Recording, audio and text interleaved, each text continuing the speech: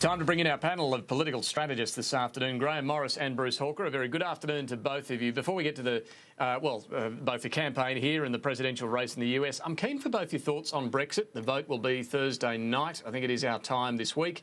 The polls, I think, have come back a little towards staying in the EU, but, you know, they bounce around a lot. Bruce Hawker, you first on this one. What do you think about the significance of this globally for us in Australia, and which way do you think it will go? Well, the talk from Labor in the UK has been quite pessimistic. People I've spoken to over there are very worried about it, David, so I take that to mean that it's going to be very close. For Australia, it could mean all sorts of things. Obviously, our relationship with Britain, the EU, becomes an issue.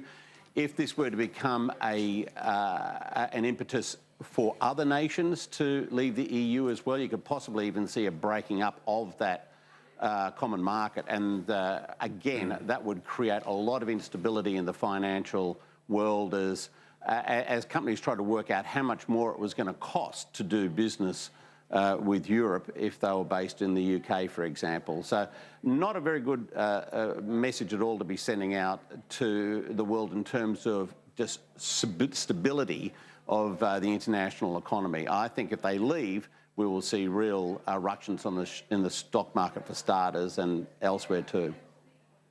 Yeah, and Grahame, some elements of the exit campaign have been criticised for echoing Nazi propaganda. It's a difficult issue for the Conservatives, in particular for David Cameron, who's saying let's stay in the EU. His possible leadership rival Boris Johnson saying no, let's get out, and then Nigel Farage from UKIP really running hard on the exit campaign. What have you made of how this has been fought out? Well, look, if you pull out, it is going to be close. But if they pull out, the Poms get control of their borders again, immigration, health, agriculture, all of that. It may well be that they lose a Prime Minister. There'd be big question marks over whether he could stay. Bruce is right, that from our point of view, the upheaval in economic activity around the world, the instability, I think that is a real danger. And more to the point that we aren't ready for that sort of shock, thanks to our brilliant Senate who wouldn't let some of the economic stuff through. We are not ready for a real shock.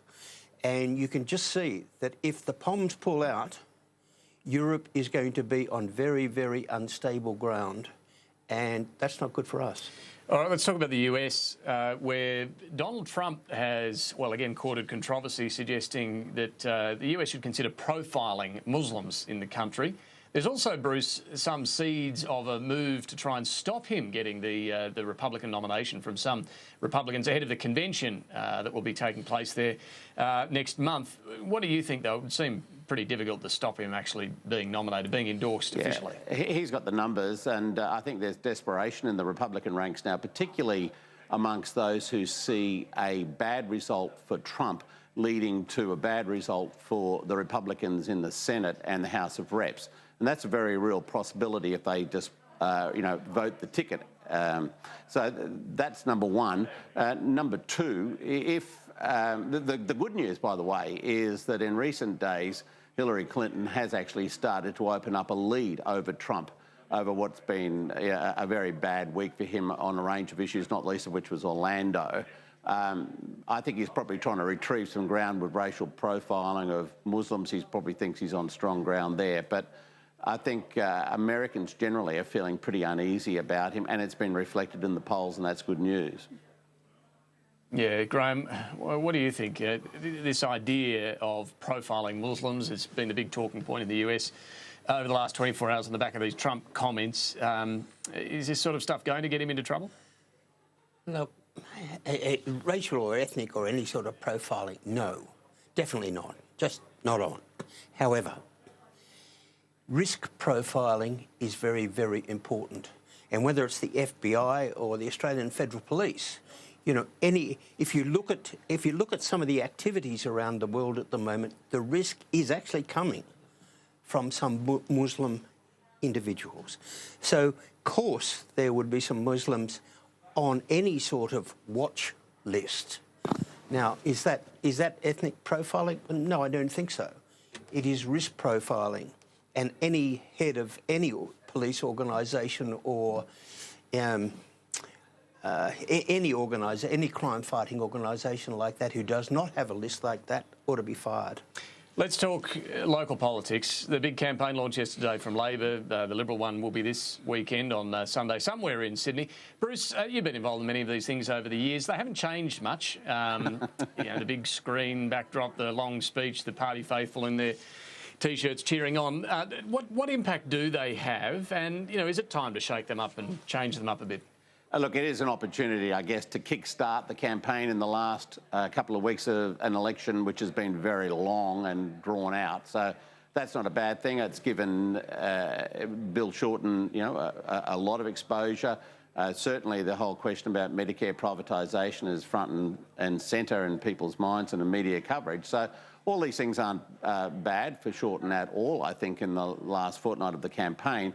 Do they need a bit of a spruce? I suspect they do. I mean, they just all look pretty much the same as the last one these days. And, you go back to the It's Time campaign, you see what a remarkable change from the past that election was in that campaign was in 1972. It's almost as if we need something like that now to really set the whole process on fire a bit, because right now... Yeah, well, maybe Graham, Malcolm Turnbull will do something a bit more innovative, interactive or something like that. What do you reckon?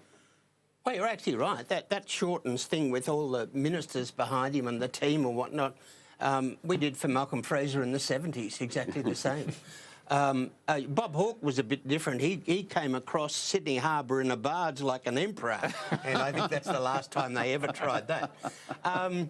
Look, I thought the Labor team did their job. I thought Bill Shorten did his job, but I thought he needed it. I thought he needed that lift from the troops, because it's almost as if last week they sort of jumped the shark and the campaign director told him, look, we're in trouble, Mr. Shorten. It doesn't look we're going to get there. We're going to have to run not on you anymore, on the team, and also people aren't listening to your policy stuff, so we're going to have to run with the big negative Medicare scare and see how we go. But you could see, even from the start to the end, when he got lots of applause, he needed it, and it lifted him a bit, and I think that was the upside of the campaign launch for him. Well, where to now? It's less than 2 weeks to go. Well, Graham, you first on this one. How is it looking state by state at the moment, do you think? Where will Labor actually make inroads against the coalition? Well, David, the seats we started with are still there. They're still in play. But there's been no big whoosh that the Labor Party had been hoping for. You can still see one in Western Australia. You won't know until all the counting is in. One, maybe two in South Australia, but somehow or other the Labor voters collapsed in South Australia, and there is even one Labor seat that could come to the coalition. In Tasmania, the Labor Party, I don't know what's happened, but the three Liberals there look as if they're going to be returned. In Victoria, you could have one up. Helen Kroger, it looks as if she could take a seat off the Labor Party, and there are two other Liberal seats that you wouldn't know maybe they could go. Then you come back to where Bruce and I have always been, that ring around Sydney and the four in Brisbane. And we still don't know. Some of them, like Lindsay and whatnot, don't look as if they're going to fall to the Labor Party. Some of the others are so close that if they have a fight with their mother-in-law the night before polling day and she doesn't vote for him, they could lose. Bruce, do you disagree with much of that assessment, state by state? Well, it's very hard to say on a seat-by-seat basis. Obviously, we saw the News Poll survey yesterday which said that Labor wasn't getting the big lifts that it wanted in the marginal seats, but they were pretty small samples, and I'd be a little bit sceptical about that. When the overall polling has been pretty good for Labor, it's shown a lift of about 4%, I think, which is essentially what they need to form government. You have to suggest, that has to suggest to you that they're going to go pretty well. Now, remember this, the government only really needs to lose 13 seats under the redistributed boundaries to lose its majority.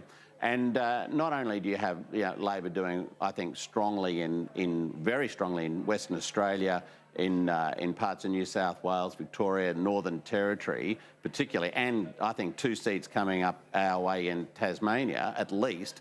You also have this whole issue about the Xenophon party people in South Australia. If they come second in any seat, they're probably going to win on the preferences of the third party, you know, whether it be Labor or the Liberals. You know, Labor looks to pick up a seat in Hindmarsh, I think, in South Australia. So all of that suggests that, you know, on Saturday week could be a really interesting night to be watching, because I think a lot of unusual results could come about, and they could be very, look, unwelcome ones in a way, because I suspect that there's a fair chance that you could see the government losing its majority in the Senate and in the House of Reps. I mean, Xenophon will probably pick up 4 seats in South Australia in the Senate. That's incredible. But that's how strong he is down there. We've got to look at these regional areas of Australia to get a real sense of what's happening. And it's very hard to read at the moment, but I think it's still very interesting. Yeah, South Australia is certainly the most unpredictable of all of the states. We'll see how things look a couple of weeks from now. Bruce Hawker, Grahame Morris, we've got to leave it there. Thank you both very much. We'll catch up again next week.